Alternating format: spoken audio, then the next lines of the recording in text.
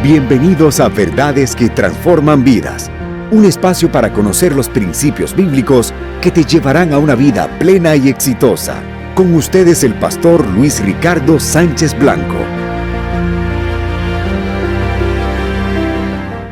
Verdades que transforman vidas. Cuando tomamos la decisión de hacer su voluntad en oración, en la presencia de Dios, Dios es tan bueno que manda ángeles para fortalecernos y poder soportar la prueba, la lucha que Dios en su voluntad permite que se cumpla así, porque tiene un propósito con eso. No nos deja solos, no dejó solo a su Hijo, no dejó solo al Señor Jesús. Un ángel vino para fortalecerlo, pero vino justo cuando Él tomó la decisión de hacer solo la voluntad de Dios. Es decir, renunció a su propia voluntad, aceptó que sucedieran todas las cosas que habrían de suceder. Yo tengo una observación en este pasaje. ¿Por qué Jesús no quería ir a la cruz? ¿Acaso porque le tenía miedo a la muerte? ¿O porque lo iban a golpear y iba a sufrir mucho físicamente? Es probable, era un hombre, tenía sus sentimientos, sus emociones, pero yo creo que va mucho más allá. La razón por que Jesús no quiere ir en un momento dado a la cruz a sufrir todo esto es la siguiente.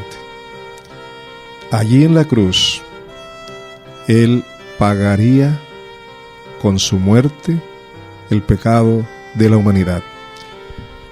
Todo el pecado de la humanidad estaría sobre Él en ese momento. El Padre habría de dejarlo solo, de separarse de Él, porque no hay ninguna comunión entre Dios el Padre y el pecado. Así que el pecado lo separaría de su comunión con el Padre, de su intimidad con el Padre. Aun cuando fuera por unos minutos o unas horas, allí Jesús habría de experimentar el precio del pecado, que es la muerte, porque la paga del pecado es la muerte. Y no solamente la muerte física, sino la muerte espiritual, la separación con Dios. El pecado separa al hombre de Dios. Jesús no había pecado, ni era pecador, ni estaba en la cruz por sus pecados, sino por el pecado de la humanidad. Y en ese momento, cuando Él estuvo en la cruz, fue cuando dijo: Dios mío, ¿por qué me has desamparado? ¿Por qué me has dejado solo?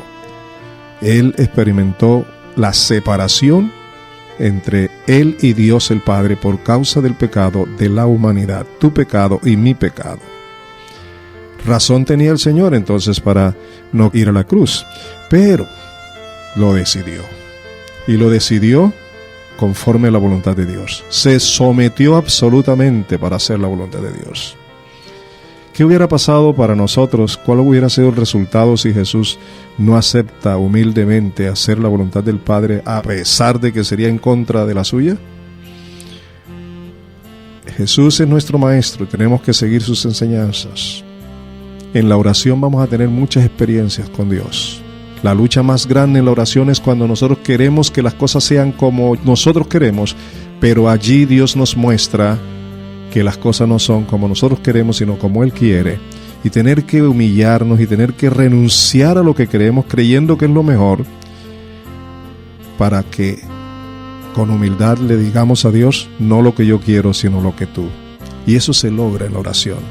Y cuando lo hacemos en la oración, viene la asistencia de ángeles, viene la asistencia del Espíritu Santo para fortalecernos y podamos siempre hacer la voluntad de Dios. Los estoy animando a tener una vida de oración con el objetivo de mantener profunda comunión, intimidad con Dios.